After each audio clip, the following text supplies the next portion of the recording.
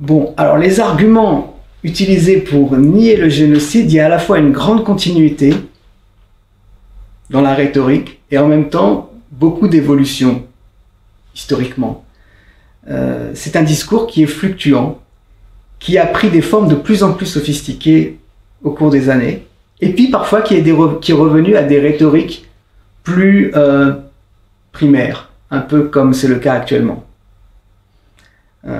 Initialement, dans le discours de ceux qui ont perpétré le génocide, donc les chefs du comité Union et Progrès, hein, ceux qu'on appelait les jeunes Turcs,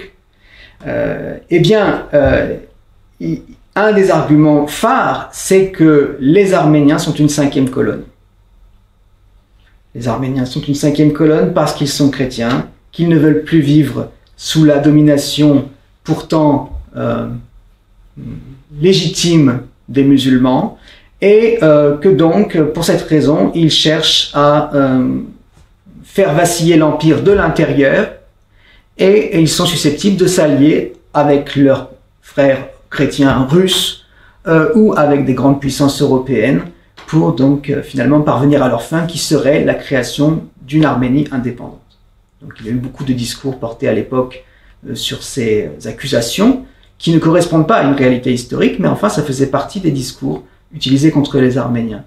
Et au moment où les hostilités entre l'Empire ottoman et la Russie ont commencé, avec les premières défaites ottomanes, on a fait porter le chapeau aux conscrits arméniens de l'armée ottomane en disant qu'ils ne s'étaient pas battus loyalement et qu'ils n'avaient pas voulu porter le feu contre leurs frères arméniens qui étaient dans l'armée russe, et que donc finalement cette cinquième colonne avait eu des effets destructeurs pour l'armée ottomane.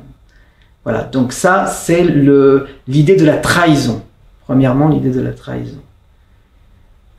Et cette idée, on la retrouve jusqu'à aujourd'hui. On la retrouve, ça peut être exposé dans des musées provinciaux. Également l'idée que l'affirmation que les Turcs n'ont rien fait de mal, ils n'ont fait que répondre à des crimes commis par les Arméniens, et que les Arméniens auraient eux-mêmes commis un génocide contre les Turcs. D'ailleurs, il y a aussi cette affirmation qui revient très souvent, mais qui était déjà utilisée au moment de la signature des traités de paix, que malheureusement, les puissances ne s'intéressent qu'aux victimes chrétiennes de la guerre. Sous-entendu, il ne s'agit pas d'un génocide, mais on parle bien d'une guerre entre chrétiens et musulmans, et pas aux victimes musulmanes dont le nombre est pourtant considérable. Ce qui est vrai.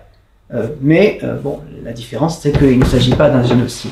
Donc voilà, ça fait partie des arguments qui ont d'abord été mis en avant.